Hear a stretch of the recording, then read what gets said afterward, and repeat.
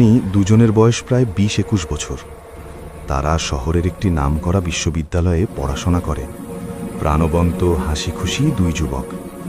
ছুটিতে রনি প্রথমবারের মতো আকাশের গ্রামের বাড়িতে বেড়াতে এসেছে। বিকেলের দিকে আকাশ তার বাইকে রনিকে নিয়ে গ্রামের উদ্দেশ্যে রওনা দেয়। আকাশ বাইক চালাচ্ছে আর রনি পেছনে বসে চারপাশের প্রকৃতি উপভোগ করছে। গ্রামটি পাহাড় ঘেরা, হাওয়া, আলো, পরিবেশ সবকিছুতেই অন্যরকম এক শান্ত সৌন্দর্য। কিন্তু গ্রামে ঢুকতেই সন্ধ্যা নামতে শুরু করে। আকাশের বাড়ি তখনও অনেকটা দূরে। হঠাৎ করেই আকাশ বাইকের গতি অনেক বাড়িয়ে দেয়।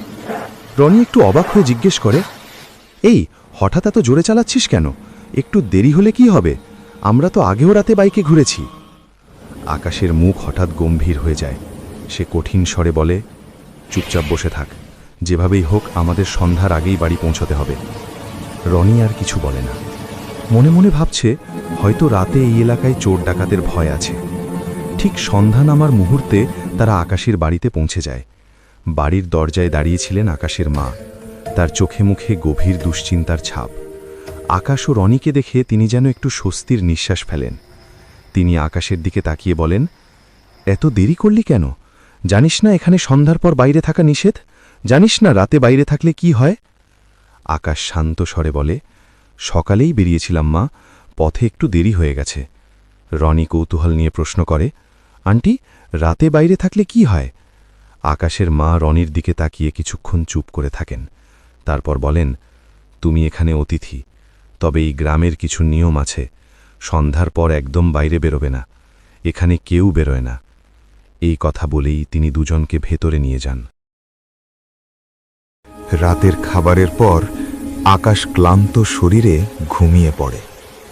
সারাদিন বাইক চালিয়ে সে একেবারেই নিঃশেষ। রনি বসে থাকে আকাশের ছোট ভাই 12 বছরের সৌরভের সঙ্গে বারান্দায়। রনি হালকা হাসি দিয়ে জিজ্ঞেস করে, এই গ্রামে রাতে বাইরে যাওয়া নিষেধ কেন? সৌরভ একটু ফিসফিস করে বলে, যেই রাতের বেলা বাইরে বেরিয়েছে নীলিমা তাকে মেরে ফেলেছে। সকালে শুধু লাশ পাওয়া গেছে। রনের মুখে আবার কৌতুকের হাসি। নীলিমাকে? সৌরভ গম্ভীর হয়ে যায়। তাহলে তোমাকে 10 বছর আগের ঘটনা জানতে হবে। 10 বছর আগের ঘটনা। এই গ্রামের এক পাহাড়ের উপর থাকত নীলিমা। বয়স তখন 18-19। তার একটি ছোট বোন ছিল, বয়স মাত্র 8। তাদের বাবা মা অনেক আগেই মারা যান।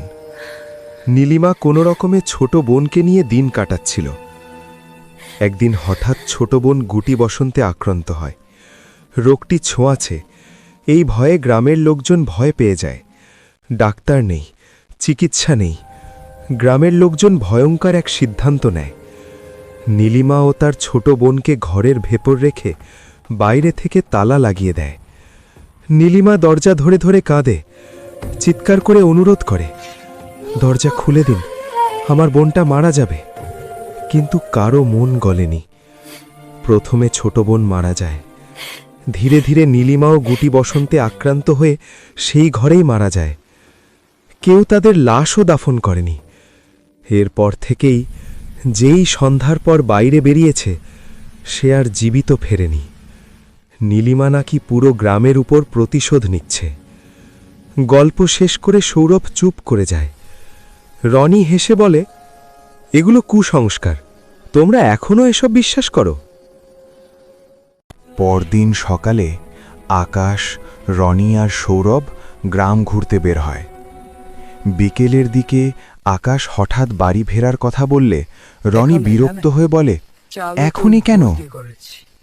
সন্ধ্যা তো অনেক দেরি। আকাশ বলে, আমার এক আত্মীয় আসবে, আমাদের এখনই ফিরতে হবে। রনি বলে, তোমরা যাও, আমি একটু ঘুরেই আসছি। আকাশ বারবার অনুরোধ করে, সন্ধ্যার আগেই ফিরে আসিস। রনি নিশ্চিন্ত গলায় বলে, চিন্তা করিস না। রনি একা পাহাড়ি পথে হাঁটতে হাঁটতে অনেকটা দূরে চলে আসে। হঠাৎ সে একটি ছোট চায়ের দোকান দেখে।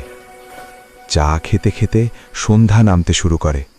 দোকানদার হঠাৎ তাড়াহুড়ো করে বলে, চা শেষ করুন, আমাকে দোকান বন্ধ করতে হবে। রনি জিজ্ঞেস করে, এত তাড়া কেন? দোকানদার ফিসফিস করে বলে, নয়তো নীলিমা চলে আসবে। এই কথা বলেই সে রনির হাত থেকে কাপ কেড়ে নেয়, দোকান বন্ধ করে চলে যায়। রনি যখন দোকানদারের তাড়াহুড়ো আর অদ্ভুত আচরণে কিছুটা বিভ্রান্ত, ঠিক তখনই সে দূর থেকে ঝর্ণার পানি পড়ার শব্দ শুনতে পায়। শব্দটা অদ্ভুতভাবে শান্ত, কিন্তু সেই শান্তির ভেতরে যেন কিছু একটা ডাকছে।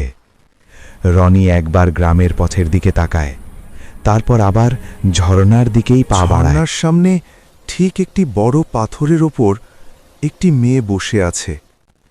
নীল রঙের শাড়ি, চুলগুলো কোমর পর্যন্ত খোলা, ঝর্ণার দিকে তাকিয়ে এক দৃষ্টে বসে আছে। রনি প্রথমে একটু থেমে যায়। এই নির্জন জায়গায় হঠাৎ একজন মেয়ে, অস্বাভাবিক লাগলেও ভয় লাগছে না। সে ধীরে ধীরে সামনে এগোয়। তার পায়ের নিচে ছোট পাথর সরে গিয়ে একটু খসখস শব্দ হয়। শব্দটা শুনে মেয়েটি ধীরে ধীরে ঘাড় ঘুরিয়ে তাকায়। চোখাচোখি। মেয়েটির চোখে চোখ পড়তেই রনি যেন কয়েক সেকেন্ডের জন্য থমকে যায়। মেয়েটি অপূর্ব সুন্দর, চেহারায় অদ্ভুত শান্তি, কিন্তু চোখে যেন অনেক গভীর কিছু লুকানো। মেয়েটি শান্ত গলায় বলে, আপনি কে? রনি একটু অপ্রস্তুত হয়ে বলে, আমি রনি। মেয়েটি হালকা হাসে, আমার নাম নীলা। রনি নিজের পুরো পরিচয় দেয়। সে শহর থেকে এসেছে বন্ধুর গ্রামে বেড়াতে।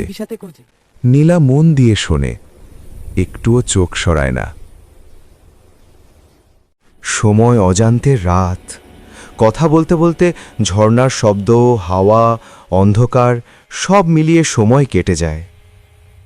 রমি হঠাৎ চারপাশে তাকিয়ে খেয়াল করে চারদিক অন্ধকার, রাত নেমে গেছে। রনি একটু নার্ভাস হয়ে বলে, অনেক রাত হয়ে গেছে, আমাকে এখন যেতে হবে। নীলা সাথে সাথে বলে, এত রাতে পাহাড়ি পথে একা যাওয়া ঠিক না, সাপ, বন্য প্রাণী অনেক কিছু আছে, আজ আমার বাড়িতেই থাকুন। রনি এক মুহূর্ত ভাবে, গ্রামের মানুষের কথা মনে পড়ে, কিন্তু সে নিজেকে বোঝায় কুসংস্কার। শেষ পর্যন্ত সে রাজি হয়। রনি নীলার পেছনে পেছনে হাঁটছে। পাহাড়ের উপরে একটি পুরনো বাড়ি, চারপাশে নিস্তব্ধতা। নীলার দরজায় কড়া নাড়তেই একটি ছোট মেয়ে দরজা খুলে দেয়। বয়স 8-9, চুপচাপ, এক দৃষ্টিতে তাকানো। বাড়ির ভেতরে ঢুকেই রনি খেয়াল করে কোনো আলো নেই। ডাইনিং টেবিলের উপর জ্বলছে মাত্র 2টি মোমবাতি। রনি বসে পড়ে। সে হঠাৎ আকাশের কথা মনে করে, ফোন বের করে। চার্জ নেই, ফোন বন্ধ। নীলা এক গ্লাস পানি নিয়ে আসে। রনি গ্লাস হাতে নেয়, পানি মুখে দিতেই থেমে যায়। পানির উপর শ্যাওলা, দুর্গন্ধ। রনি অবাক হয়ে বলে, এই পানি তো নোংরা। নীলা নির্লিপ্তভাবে বলে, তো কি হয়েছে, আমরা তো বহুদিন ধরে এই পানিই খাচ্ছি। রনির ঠিক সামনে দাঁড়িয়ে হঠাৎ করে হাসতে শুরু করে। প্রথমে হাসিটা স্বাভাবিক মনে হলেও মুহূর্তের মধ্যেই হাসিটা বদলে যায়, অদ্ভুত, ভয়ঙ্কর। রনি খেয়াল করল নীলার চেহারা বদলে যাচ্ছে। তার পুরো মুখ জুড়ে একটার পর একটা গুটি বসন্তের দাগ ফুটে উঠছে। শুধু নীলা নয়, তার পাশে দাঁড়িয়ে থাকা ছোট বোনের মুখেও একই রকম দাগ। দুজনকে দেখে রনির রক্ত জমে যায়। নীলা আর তার বোন দুজনই রনির দিকে তাকিয়ে অদ্ভুতভাবে হাসছে। হাসিতে কোনো আনন্দ নেই, শুধু মৃত্যু আর প্রতিশোধের গন্ধ। রনি তখন বুঝে যায় সৌরভের বলা গল্প একটুও মিথ্যা নয়। ভয়ে কাঁপতে কাঁপতে রনি নীলার সামনে দুহাত জোড় করে দাঁড়ায়। সে কান্না জড়ানো কণ্ঠে প্রাণ ভিক্ষা চায়। ঠিক সেই মুহূর্তে নীলা হঠাৎ হাসি থামিয়ে পুনরায় রাগান্বিত হয়ে বলে, আমিও তো একদিন প্রাণ ভিক্ষা চেয়েছিলাম, কত আকুতি মিনতি করেছিলাম সবার কাছে, কিন্তু কেউ তো আমার কথা শোনেনি। তাই আজ আমি তোর কথা শুনব না। এই কথা বলেই নীলা আর তার ছোট বোন অদ্ভুত দৃষ্টিতে রনির দিকে তাকিয়ে থাকে। রনি তখন বসেছিল। হঠাৎ সে উঠে দাঁড়ায়। তার পুরো শরীর কাঁপছে। ভয়ে সে দৌড়ে দরজার দিকে যায়, পালাতে চায়, কিন্তু যে দিক দিয়ে সে ঢুকেছিল সেখানে এখন আর কোনো দরজা নেই, শুধু শক্ত দেয়াল। রনি আতঙ্কে পিছনে তাকায়, দেখে নীলা আর তার ছোট বোন তার ঠিক পেছনে দাঁড়িয়ে। নীলা ধীরে ধীরে বলে, যত চেষ্টা করো পালাতে পারবে না। এই বাড়িতে ঢোকার দরজা আছে, কিন্তু বেরোনোর নেই। রনি পাশের একটি ঘরে ঢুকে পড়ে, এক কোণে বসে পড়ে, হাঁপ ছেড়ে বাঁচার চেষ্টা করে। ঠিক তখনই তার চোখ পড়ে ডান পাশে দুটি কঙ্কাল, একটি বড় মানুষের, একটি ছোট বাচ্চার। রনির বুঝতে বাকি থাকে না এরা নীলা ও তার বোনেরই। ভয়ে রনি দুহাত দিয়ে মুখ চেপে ধরে, যেন কোনোভাবেই চিৎকার বের না হয়। রনি বাম দিকে ঘুরে তাকায়, দেখে নীলা ও তার ছোট বোন তার ঠিক পাশে বসে আছে। দুজনের মুখই রনির দিকে ঘোরানো। তারা রনির দিকে তাকিয়ে ভয়ঙ্করভাবে হাসছে। কয়েক সেকেন্ড নিস্তব্ধতা। ঠিক তখন শোনা যায় রনির আর্তচিৎকার। চিৎকার পাহাড়ের ভেতর দিয়ে দূরে মিলিয়ে যায়। রাত হয়ে গেলেও রনি বাড়ি ফেরেনি। আকাশ ভীষণ চিন্তিত। সে বারবার রনিকে ফোন করার চেষ্টা করে, একবার, দুবার, বারবার, কিন্তু প্রতিবারই রনির ফোন বন্ধ। আকাশের বুকের ভেতর অজানা ভয় জমতে থাকে। পরদিন সকালে আকাশ রনিকে খুঁজতে বেরোয়। পাহাড়ি পথ ধরে এসে পৌঁছে সেই পাথরের কাছে যেখানে আগের দিন রনি বসেছিল। সেখানে পড়ে আছে রনির নিথর দেহ। আকাশ দৌড়ে গিয়ে রনিকে জড়িয়ে ধরে, ভেঙে পড়ে কান্না করতে শুরু করে। শেষ কথা, কখনো কখনো কিছু কথাকে নিছক কুসংস্কার বলে উড়িয়ে দেওয়া ঠিক নয়।